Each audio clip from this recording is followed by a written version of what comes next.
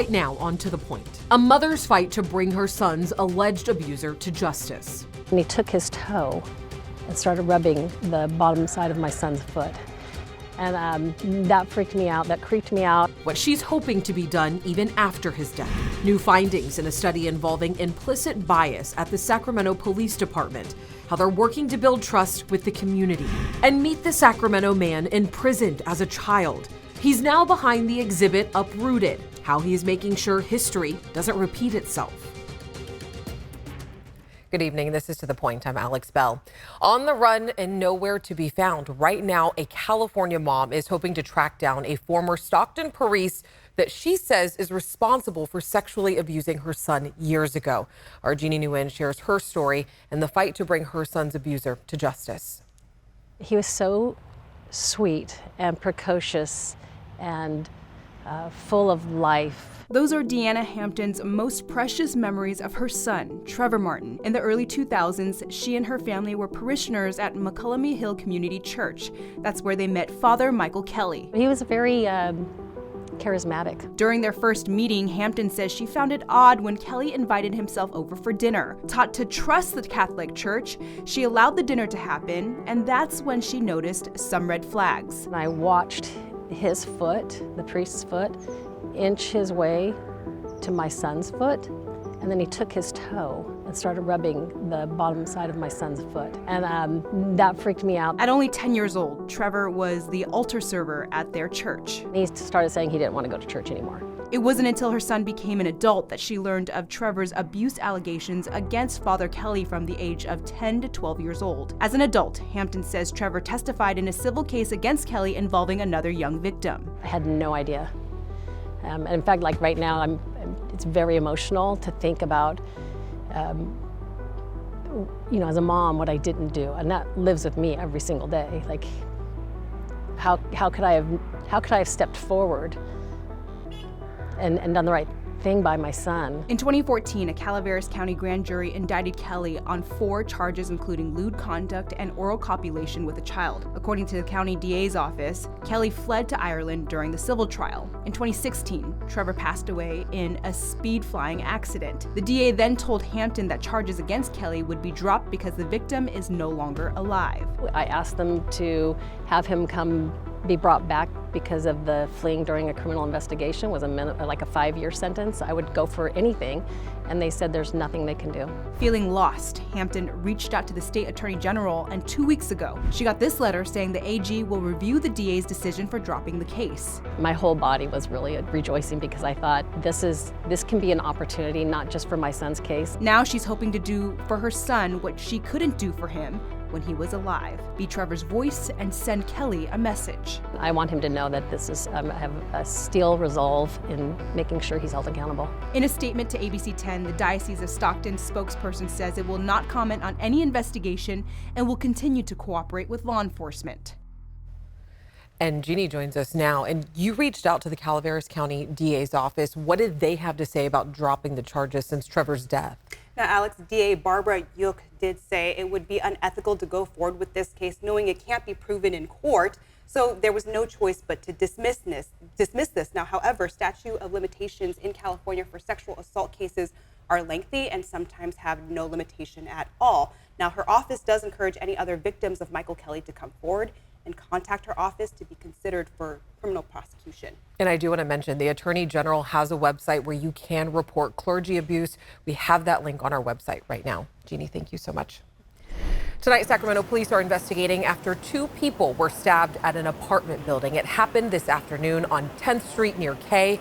Officers say one person is in critical condition. The other had minor injuries, and a person suspected in the stabbing is in custody. It comes less than a day after a man was stabbed with a screwdriver during a fight involving 70 people in Sacramento County. It happened around 11:45 last night outside of an event center on Watt Avenue. Investigators say the man who was stabbed is expected to survive. And during a press conference today, a Sacramento officer was asked about the uptick in violence in Sacramento County. It's been, it seems like the past few days, a string of stabbings in Sac County. Is that unusual? I wouldn't say there's necessarily a string, but it's definitely something that we look at. In both incidents, investigators are still working to identify those involved. Also developing tonight, Cal OSHA is investigating after a Palisades Tahoe worker died in a snowmobile crash this morning. They say 34-year-old Brian Gimber was starting his shift when the crash happened while crews were undergoing snowmaking operations. It's not yet clear what led up to it, and Palisades Tahoe is working with investigators. New developments tonight in the controversial plan for a new city in Solano County. Right now, the Solano County Water Agency is meeting with the people behind California Forever. You might remember that is the group of Silicon Valley billionaires. So our Devin Truby joins us live. She has been following plans for the new city since the start of this. Devin, what can we expect them to be talking about tonight? Well, Alex, I want to show you the overflow for this meeting as the room is completely full, every seat taken, standing room only, but all these people are still here to hopefully make a public comment as the water agency says they will be discussing the water supply to the new city, the North Bay Aqueduct. California Forever says they want to provide funding for feasibility studies with no strings attached to the new city. You're getting a look inside that meeting right now, but in a previous interview with ABC 10, CEO Jan Schramek says they want to tap the North Bay Aqueduct for their water supply, which is what you're seeing on your screen right now. The aqueduct already supplies water to Fairfield, and the cities that are reliant on the aqueduct say that water is taken. We spoke to the mayor of Fairfield about these water issues. It's a good idea to get the North Bay Aqueduct rearranged, and for us, our pipes get clogged. It's where it is right now is not the best. And that would free up some water, but that water is already taken by all of us. We don't ever get 100% of that water already. Currently, the agenda only has 15 minutes for this topic, but look at how many people were here for public comment, filling out one of these cards. Everyone given 3 minutes to speak, and those that couldn't be here, I've already got 3 statements from community members, opposition, and for this project. So clearly going to be a more lengthy discussion tonight, Alex. And Devin will be at the meeting tonight, and we'll have the latest coming up on Late News tonight at 11. And you can read more of our in-depth investigation into California Forever. Just scan the QR code on your screen right now. It'll pop up a link taking you right to that story. And an update to a story that we've been following for months. Starting tomorrow, the state will launch a new tool for EBT cardholders to better protect their accounts. So the cardholder website will be upgraded to the EBT Edge mobile application. And they say the new portal will have security features such as PIN changes, the ability to freeze cards when not in use, and blocking out-of-state transactions. The state expects the app to go live at 9 a.m. tomorrow, and it is available to download from the Apple App Store and Google Play Store. Coming up onto the point, what a research study involving implicit bias is revealing about the Sacramento Police Department. Freezing and near freezing morning lows out there in the valley, cold temperatures in the Sierra. What's next this weekend? And the snow that's on the way. That's coming up. And later in the show, a Sacramento man's mission to make sure that history does not repeat itself. I was 5 years old when I went into the camp, and 8.5 when I got out.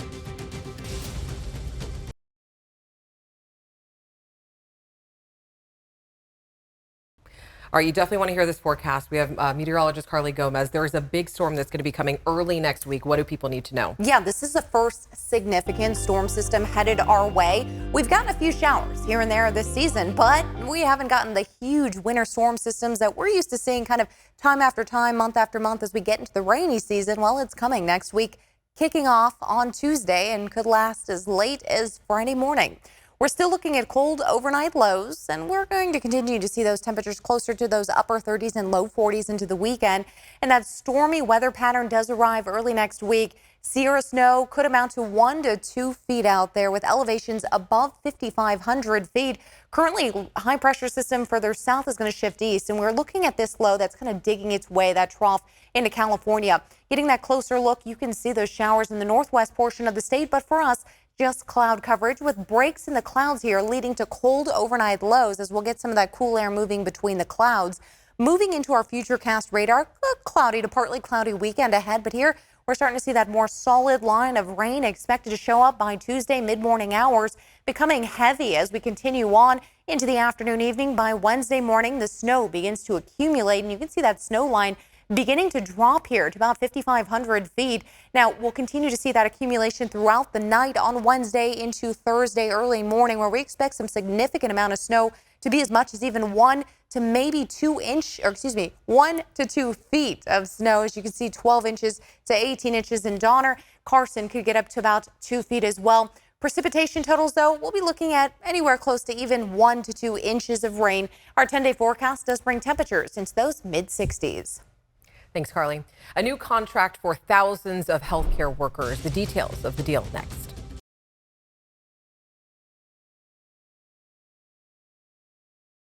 Tonight, the findings of a research study involving implicit bias in the Sacramento Police Department have been released. The training exercise from 2018 to 2020 started after the Sacramento police killing of Stephon Clark. And it was a case that drew national headlines and sparked questions about the use of deadly force. Bridget Bijorlo spoke with the lead researcher and the Sacramento Police Department about how they are working to build trust in the community. Researchers at Washington State University taking a hard look at implicit bias in policing. There's no such thing as a human being that is not inherently implicitly biased, right? Where we run into big problems, especially with police, is that they are in situations where those implicit biases might pop up and influence them. Lead researcher Lois James took a group of 50 officers from the Sacramento Police Department and put them through 12 hours of training to reveal and help combat any prejudice they might unknowingly hold. We're trying to kind of shine a light on implicit bias, bring it into conscious awareness, because in conscious awareness, an officer has much more chance of actually controlling it than if they don't even realize they're doing it. They then analyzed body camera footage of the trained officers as they went on calls and interacted with the community. Researchers found the officers who received the training had 50% fewer discrimination complaints than those who did not. There's people in the community that don't trust the police. And, some of it's deep-seated, and some of it may be for good reason. Sacramento police officer Anthony Gamble teaches implicit bias training to current officers on the force and says it's a small step toward building trust in the communities they serve. While the department has made policy changes in recent years, Gamble acknowledges there's still work to do. Just in October, Sacramento police had admitted to making a mistake on a traffic stop, pointing a gun at an 8-year-old boy who was black because the officer thought the child matched the description of a wanted suspect. It's not lost on our police department that there are biases. As individuals, we all have biases. And one thing that this department has done strategically over the last couple of years is we've invited outside entities to come and look at our department. Those like Lois at Washington State, who feels encouraged that there's now research to show that while not foolproof, quality training can be effective at addressing some of these challenges. But I think just showcasing some of the positivity and the potential for change is important as well. And Sacramento police tell us that they plan on applying what they learned to future training on implicit bias, and they say they are also working to diversify the force by recruiting people who reflect the communities they serve. Tens of thousands of healthcare workers have accepted a new 4-year contract with Kaiser Permanente following a strike over wages and staffing levels. The deal includes settling minimum hourly wages at $25 in California. Other states will be set at $23, and workers will also see a 21% wage increase over 4 years, as well as initiatives to invest in the current workforce and address the staffing crisis. New tonight, the California Secretary of State has confirmed that USPS intercepted 2 suspicious envelopes headed to facilities in Sacramento and Los Angeles. Investigators say there is no confirmation that the envelopes contained any toxic substances. They say it could be part of a trend of suspicious mail sent to election offices in Georgia, Oregon, and Washington. Right now, they are working to figure out where they came from. The trial has begun for the man accused of breaking into former House Speaker Nancy Pelosi's home and attacking husband Paul Pelosi with a hammer. The attack happened in October of 2022. David DePape has pleaded not guilty to attempted kidnapping of a federal official and assault. His defense attorneys say that they don't dispute the attack, but intend to shed light on his motivations.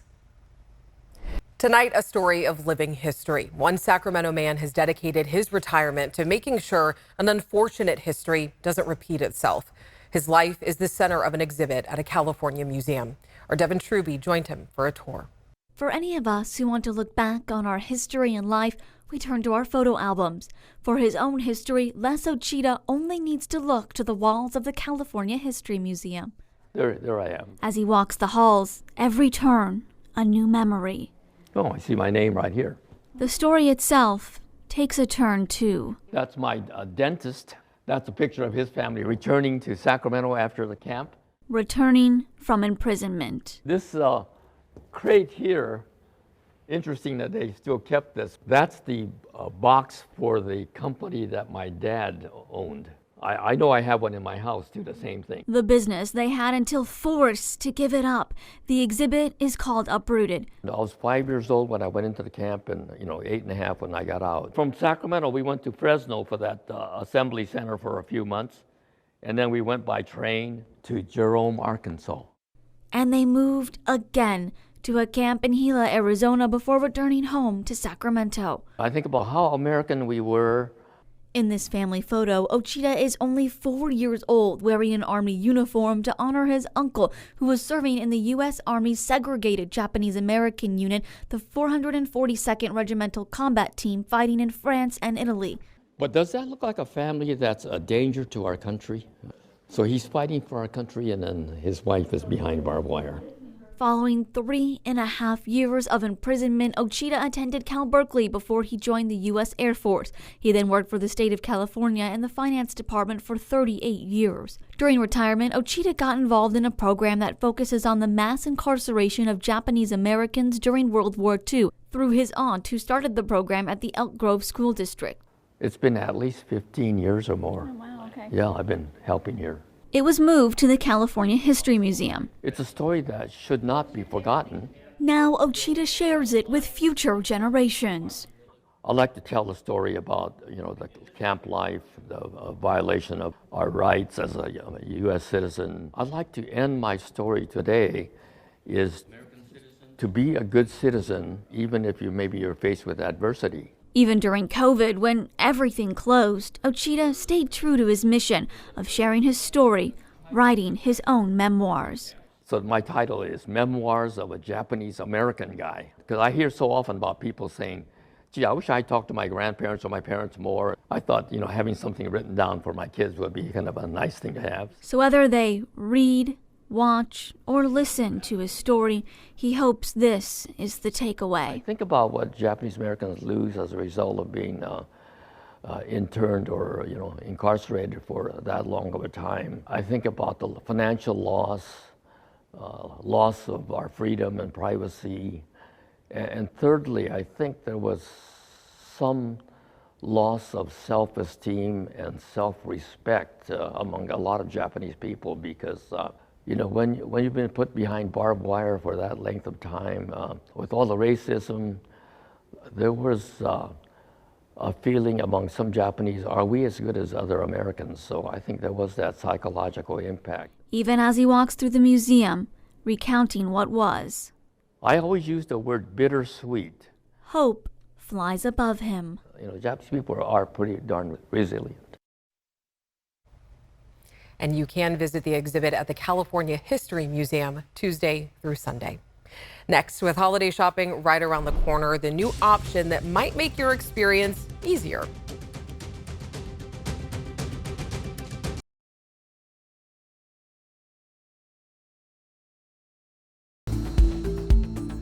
In your price points tonight, Amazon announced it's planning primary healthcare discounts for Prime members. The tech giant is offering a low-cost yearly membership to One Medical. They say it will cost about $9 a month or $99 a year. It includes some virtual care services and in-person visits at clinics across the country, requiring extra payments. Walmart announced it will now offer sensory-friendly shopping hours. Starting tomorrow, you can shop sensory-friendly hours every day from 8 a.m. to 10 a.m. in stores across the nation. And during that time, stores will lower the lights, turn off the radio, and change TVs to a static image to create a more pleasant environment for shoppers with autism or other disabilities. And with Thanksgiving just 2 weeks away, you may be thinking about whether to go out for dinner or just eat in. Right now, turkeys are cheaper and more plentiful compared to last November, but side dishes like potatoes, canned cranberries, and green beans remain at a high. And dining out also more expensive, meaning 2023 could just be the year to cook at home. It's really hard to believe that Thanksgiving is just 2 weeks away from today. This year went by entirely too fast. And on that note, take some time to relax and enjoy your evening before all that family comes to town. I'll see you tomorrow. Have a great night.